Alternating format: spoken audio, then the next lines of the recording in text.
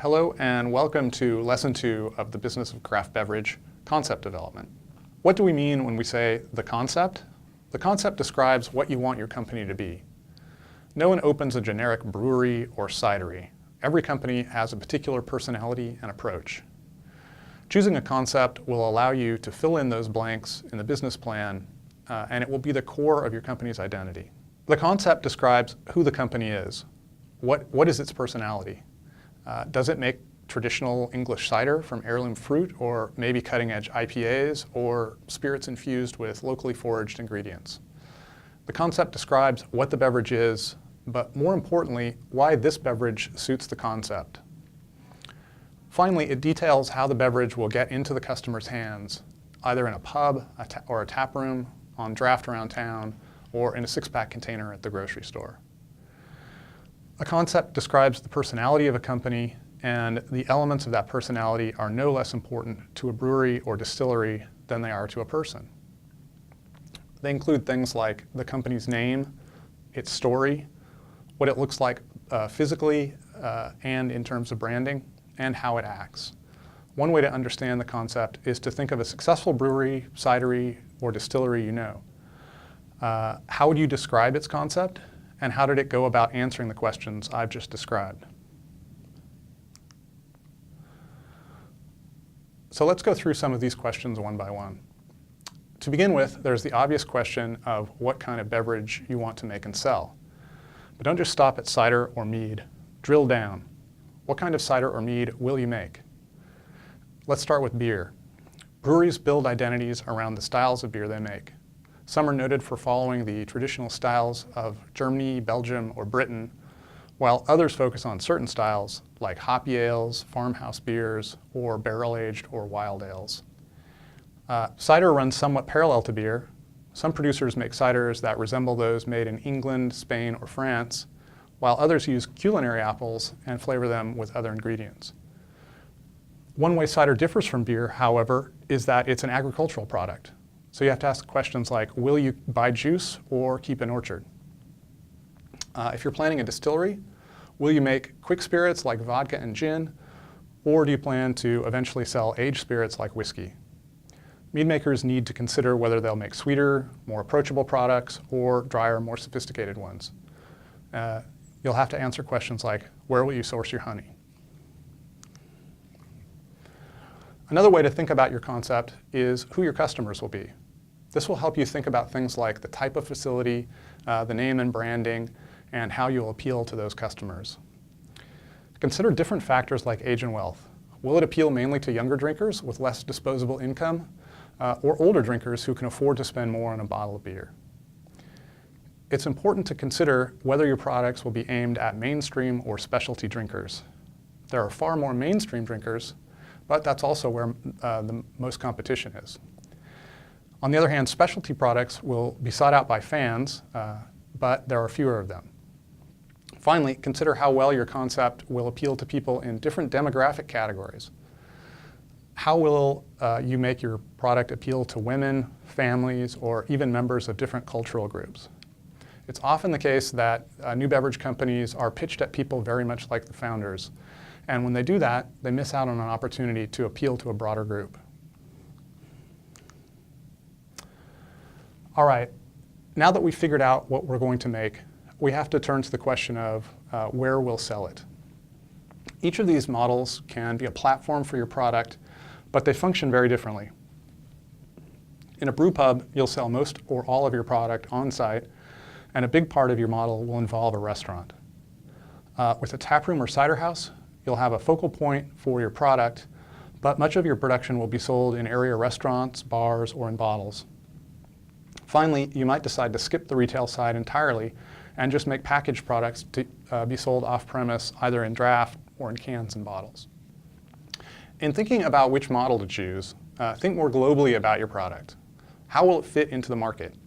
If you're making something that other breweries, cideries, or distilleries are making, how will yours stand out? Is there something that makes it unique or compelling, that sets it off from the competition? If you look around and there are already a number of companies making a product like the one you envision, what will make yours stand out? As you're thinking through these considerations, there are 4 major questions that act as decision points that will help you refine and focus your vision. First, will you focus on sales on-site in a brew pub or tap room, or will you try to sell them on draft at pubs or in bottles and cans? At the start, you'll need to focus on one of these 2 courses. Next, if you want to sell the majority of your product off-site, will you look for a distributor or self-distribute, if that's allowed where your business will be located? Both of these choices come with serious consequences.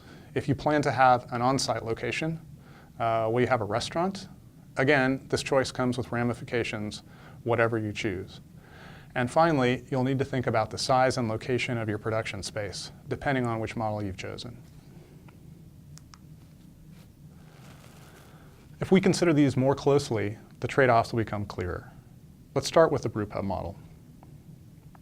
There are several advantages to brewpubs. The current market is being driven by novelty, and getting customer interaction is critical to making decisions about which products to make and sell. Brewpubs are great because they give you the most immediate interaction from your customers, most of whom will be drinking in front of you. Because you're making and selling small batches of beer, it's easy to experiment. This is a great model for creative producers who love variety. Brewpubs maximize profits through food sales along with beer, and the environment of the brewpub encourages longer sessions. Finally, selling directly to customers substantially increases margins on the beer you make, and we'll talk about why that is later on. There are, of course, a few downsides to the brewpub model. It's actually 2 businesses in one, a production beverage facility and a restaurant. This means increased complexity and cost in operations and staffing. Because most of the product will be sold out of the pub, overall production will be relatively low. You won't be the next Anheuser-Busch if you found a brew pub. Finally, finding a location that is in a part of town people visit, but which has both enough space for the restaurant and a brewery or cidery drives up the initial costs. Brew pubs are more expensive to start and have a natural ceiling on production levels, but they're less risky once they're in operation. The opposite of the brewpub model is just owning a production facility with no retail component. The advantages here are roughly the inverse of a brewpub's. The initial startup cost is lower, and it's possible to site the facility in a less expensive industrial part of town. It allows the company to focus on a single activity, making a craft beverage, without the hassle of a retail operation. And finally, this model is built for growth. And indeed, the larger a producer becomes, the more efficient the operation can become. The downsides include lower margins as the beer goes out to distributors and retailers, which is the inverse of the brewpub model. Packaging companies also run up against natural bottlenecks of competition. There are a finite number of tap handles and spaces in the beer aisle, and winning them will require a concerted effort if you decide to go that route. Finally, there's the taproom or cider house model, which combines portions of the first 2. Taprooms are effectively production spaces, often located in industrial parts of a city. The space is utilized to serve the production equipment, which allows for a larger scale volume than a brewpub does. A retail portion allows for on-premise sales, again with the higher revenue of brewpubs, but the space is usually spare and inexpensive.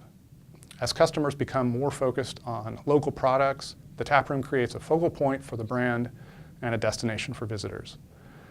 One potential disadvantage in the taproom model is the lack of food, which is one of the ways of encouraging people to make longer visits.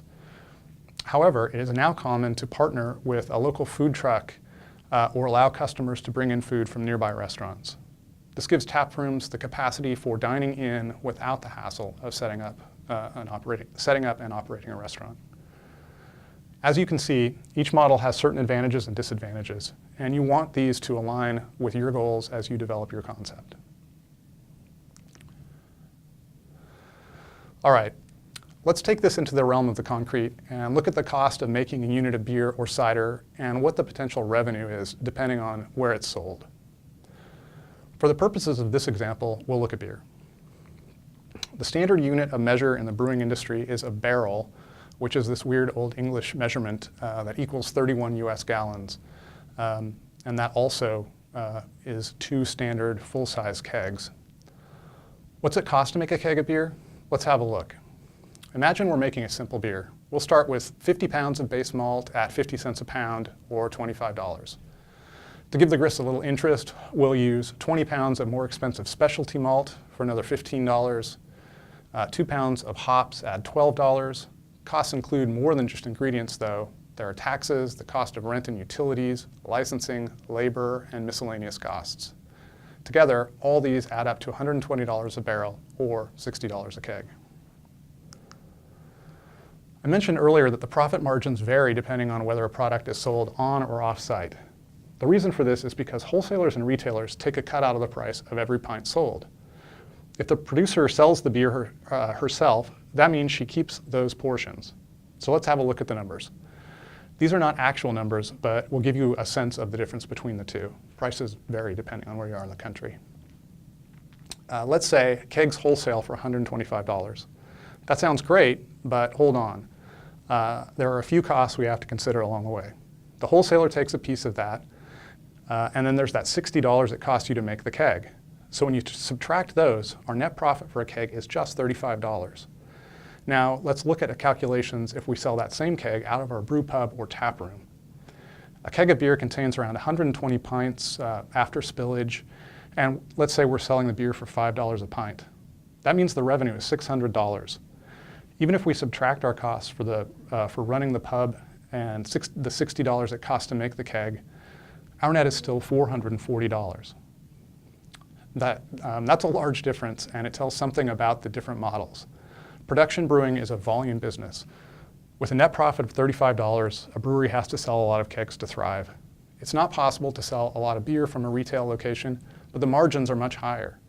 This is another reason why even larger breweries now aggressively pursue retail outlets.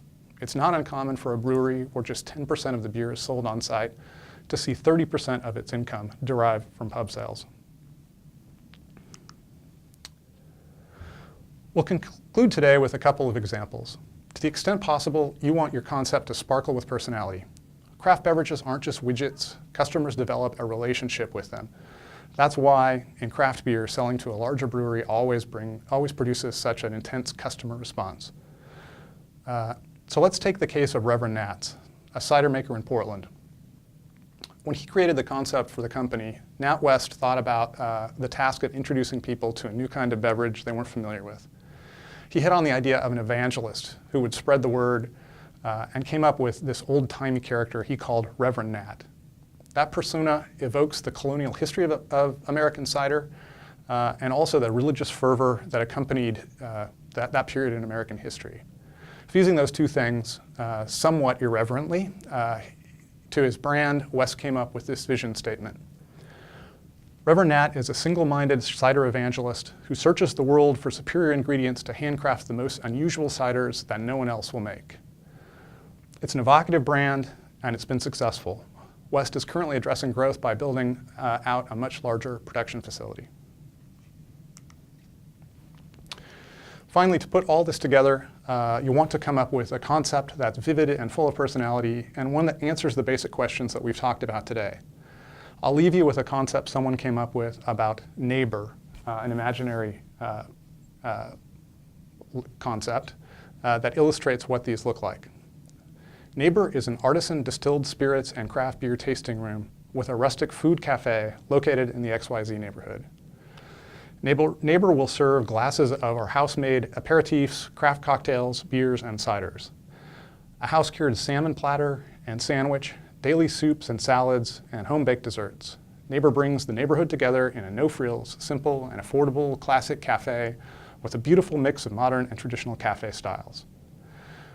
Included with this concept were pictures that illustrated the look and feel of the place the person envisioned. And this is how you should think about your concept and the way you should develop it. And it will form the introduction piece to your business plan. All right, that's it for today. I hope this got your juices flowing so you can start thinking about your concept and begin letting it materialize in your mind. See you next time.